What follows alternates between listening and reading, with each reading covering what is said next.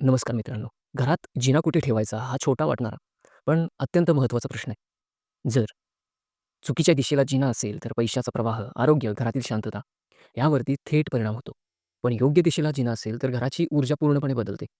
आज आपण हे अगदी सोप्या भाषेत समजून घेऊ, की वास्तुशास्त्रानुसार जिना कसा आणि कोणत्या दिशेला असावा. जिना म्हणजे घरातील ऊर्जा प्रवाह वर-खाली जाण्याचा मुख्य मार्ग. त्यामुळे त्याची दिशा, चढण्याची पद्धत आणि जागा योग्य असली पाहिजे. आता जिन्यात ठेवण्याची सर्वोत्तम दिशा कोणती? वास्तुशास्त्रानुसार जिना या खालील 3 दिशांपैकी कोणत्याही एका दिशेत असेल, तर ते शुभ मानले जाते. पहिली दिशा म्हणजे दक्षिण दिशा. त्यानंतर पश्चिम, तसेच नैऋत्य. या दिशांना जिना असणे का चांगले?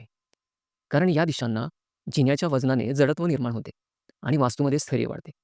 कारण या दिशा पृथ्वी तत्त्वाच्या अधिपत्याखाली येतात. हां, आता काही अपवादात्मक परिस्थितीमध्ये वायव्य तसेच उत्तर दिशेला सुद्धा जिना चालू शकतो.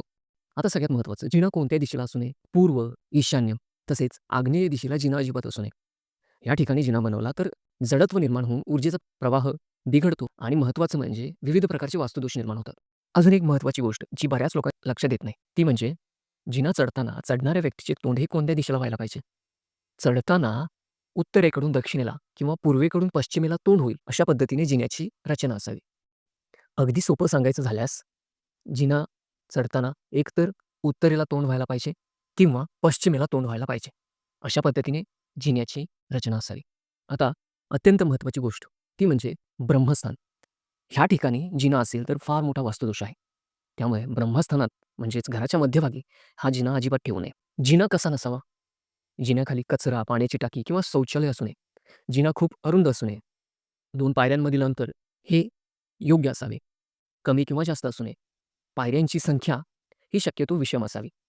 जिना वर्तुळाकार देखील असू नये. मंडळी, आपल्या घरातील जिना हा योग्य दिशेला असेल, तर घरात समाधान, स्थैर्य वाढते.